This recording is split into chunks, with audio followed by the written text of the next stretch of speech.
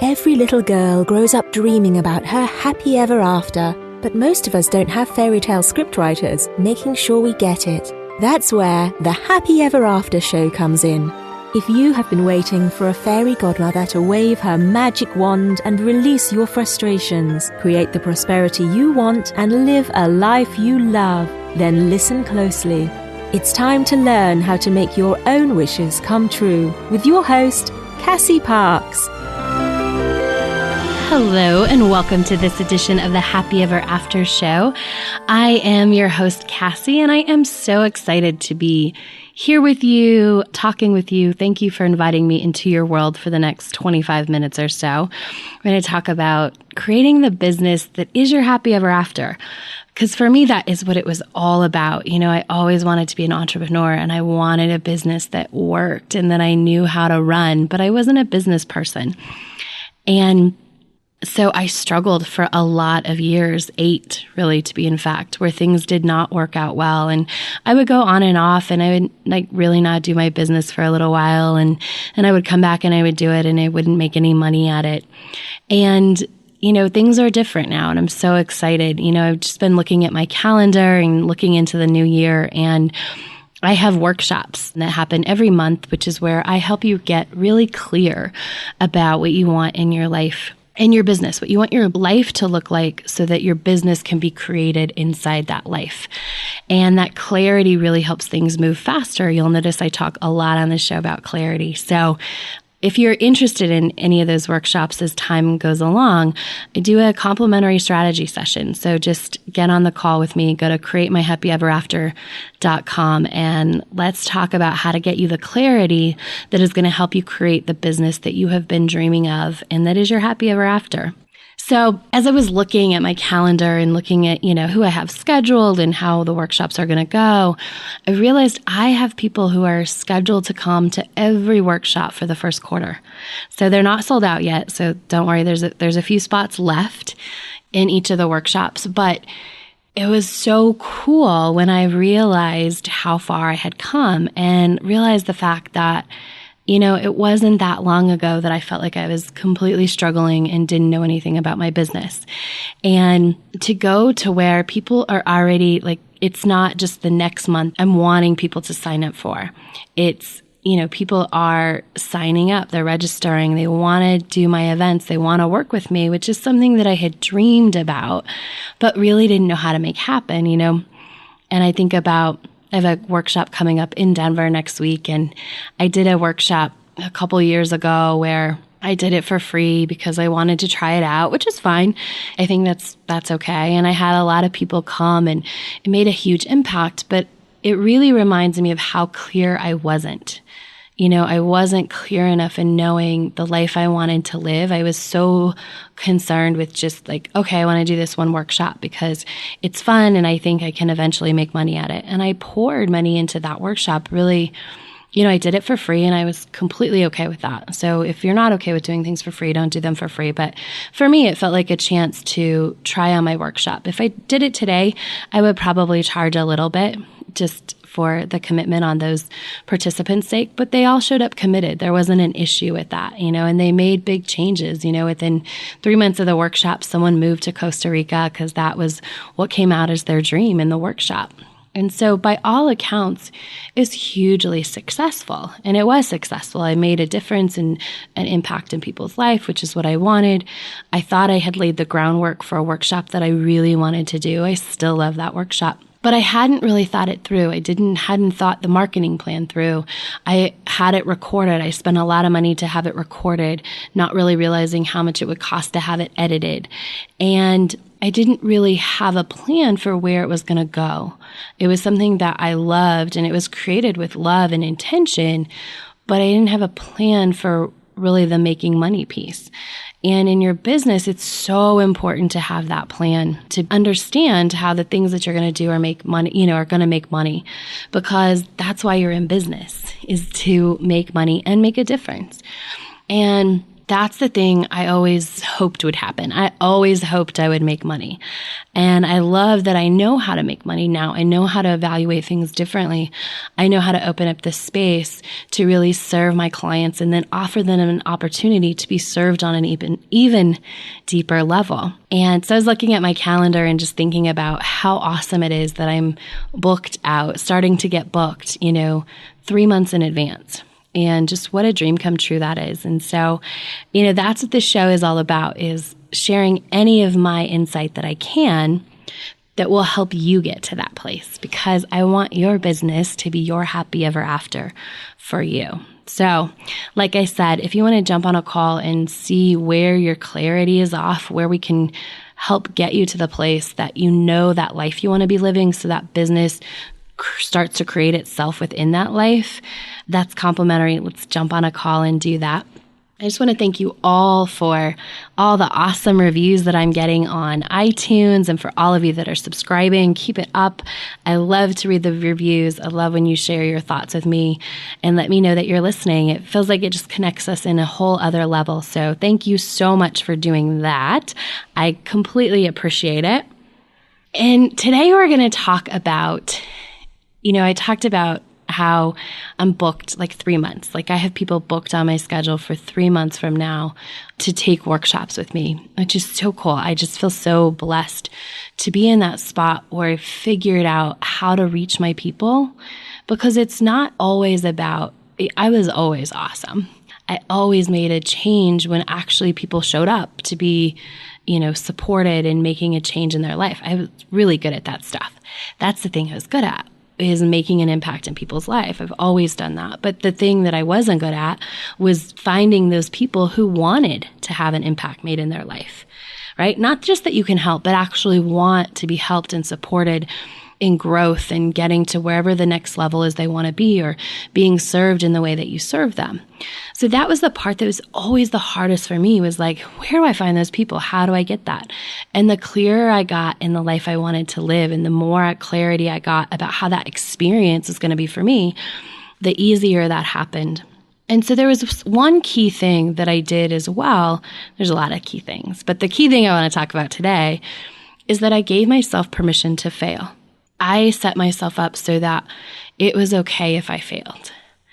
And I think a lot of people, we talk, maybe we don't talk, but it happens a lot that people talk about failing. And I've been reading, it's been what's popping up in my feed for whatever reason on Facebook for a little while, is there was this great video. I cannot remember where I found it, but I saw it in a feed and it was amazing. And it was called Fail Harder. I think that's what it's called. And it was about, I'm an athlete. I was an athlete in high school. And it was about athletes. And it was about, if you go to practice and you're amazing at practice, like you're hitting 100% of your shots or 90% of your shots or whatever you're doing, if you're amazing in practice, you're not doing it right, because you're not failing, right? You're not making yourself any better because you're not failing in practice where you can get better. And so that was the premise of that video, is to fail harder, was to really try bigger things so that you are failing, and put yourself in a space where you want to be failing in practice so that you can be even better in the game. And that's the same with business. If you give yourself permission to fail, and if you really try to fail harder in a way that's in alignment with where you want to be, you'll get there so much faster. The more steps I take, the bigger steps I take, I'm putting myself out there to fail harder, but I've given myself permission to fail. And so I love the failing harder, that's come up in terms of failure. I think when a lot of people talk about giving yourself permission to fail, it's not about that failing harder. It's about some sort of, it'll be okay if you're not successful. And it's 100% okay if you're not successful at one thing. But if there's something that you're passionate about and that's your business, it's not okay to not be successful at it, unless that's really where you want to be. But if it's what you're passionate about, it hurts to not be successful. I think there's a lot of memes out there. There's a lot of stuff I see on Facebook about how it's okay to fail. And it's 100% okay to fail, as long as you're failing in bigger and bigger ways. Like as long as you're giving yourself permission to fail because you've jumped in so hard, right? It's not okay to just sort of keep failing in this little way anymore, or it's not okay for me. You get to make your own choice. But for me, it wasn't okay to just keep sort of failing in this little way. Like to sort of say like, oh, it's okay that I only make $10,000 a year as a coach. Like giving myself permission, that was a failure to me. And wasn't huge. I wasn't like crying on the bathroom floor or anything about that, but it wasn't a success. It wasn't something that I felt like I was hugely failing at. It just didn't feel successful. And one of the things that has brought me where I am to a hugely increased income, if you listen to the first episode, you know that year over year, in 1 month, I increased my income 63 times what it was the year before. And, continue to have really big numbers. That was a really awesome month, but that's going to continue to happen. And the reason is that I've given myself permission to fail, and not in a way that it's okay if I fail. It is okay if I fail, but in a way that allows me to go full in. So when you give yourself permission to fail, what I think that really means is permission to go all in. Because if it's okay, if you give yourself permission to fail, if you go all into a strategy and it doesn't work, that's permission to fail, right? But you've also given yourself permission to go all in instead of having 1 foot in and 1 foot out. And it's that 1 foot in and that 1 foot out, that's what creates true failure, which, true failure is sort of this like, feels like failure, but I'm going to pat myself on the back for trying, and getting like pretty serious and a little bit blunt in this podcast, but I feel really seriously about this. When you put 1 foot in and 1 foot out and you're okay with failure, there's a difference between being okay with failure and giving yourself permission to fail.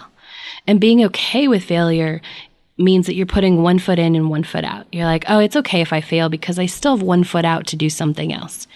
And that something else doesn't have to be another job or something like that. It could be another idea. It could be another, like, whatever it is. But when you give yourself permission to fail, you give yourself permission to go all in. So you don't have 1 foot out and 1 foot in. You have both feet in, into the situation, into whatever marketing technique it is that you're doing.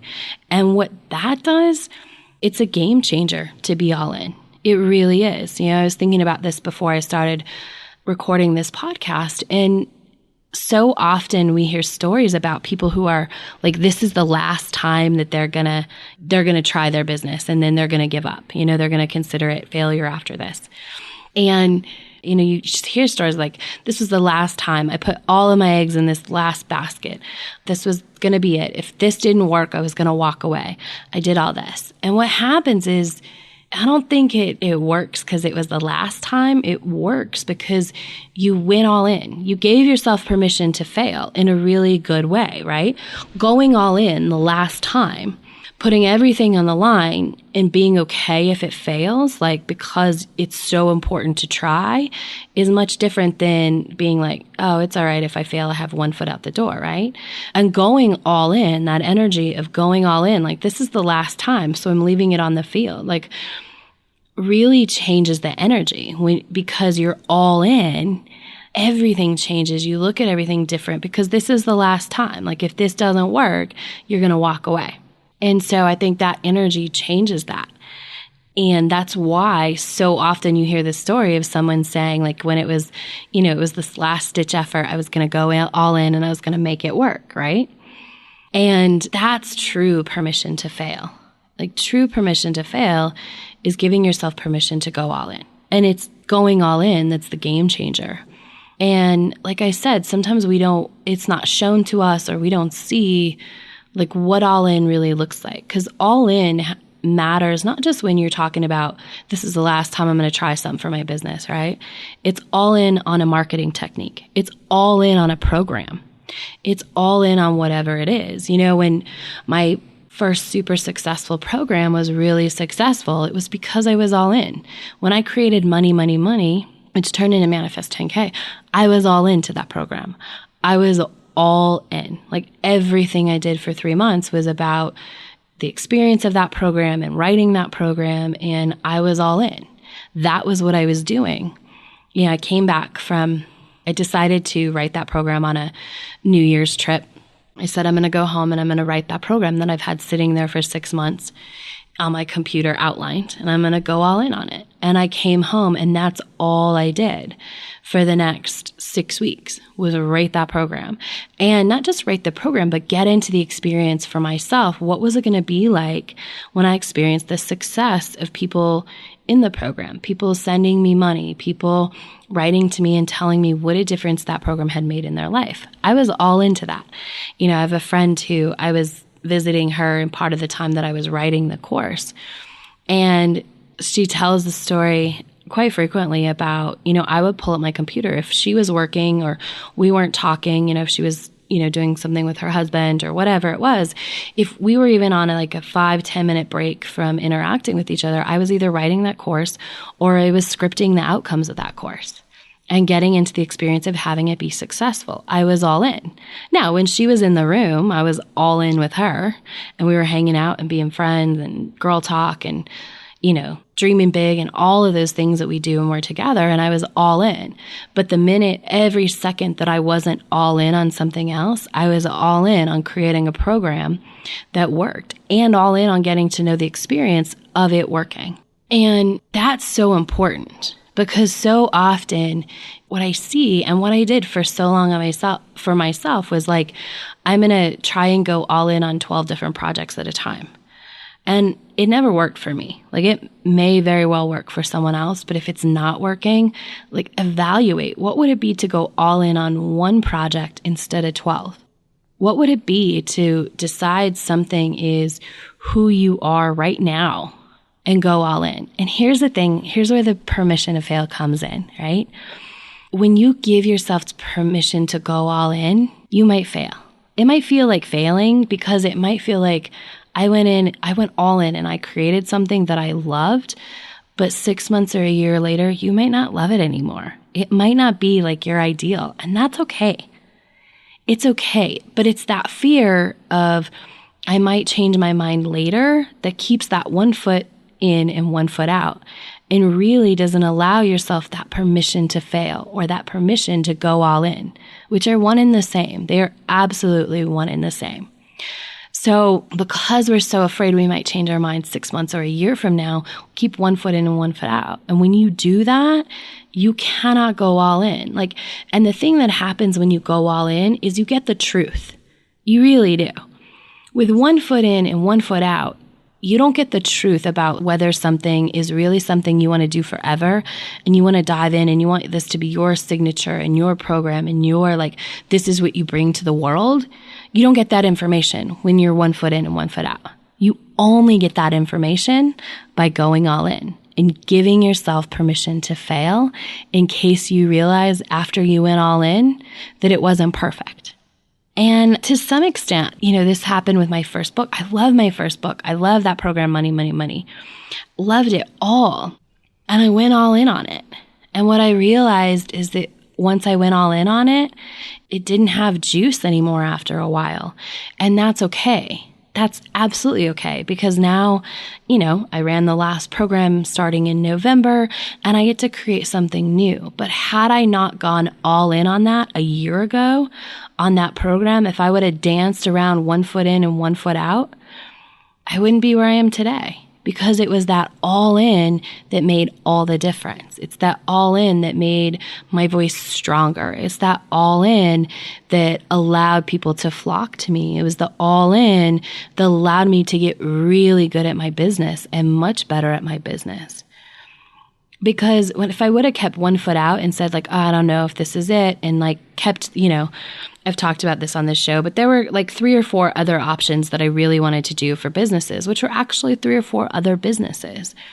And if I had just kept 1 foot in all of those and just 1 foot in my Money, Money, Money course, I wouldn't have grown. I wouldn't have learned. There's a lot I learned in that program that I bring into what I do today.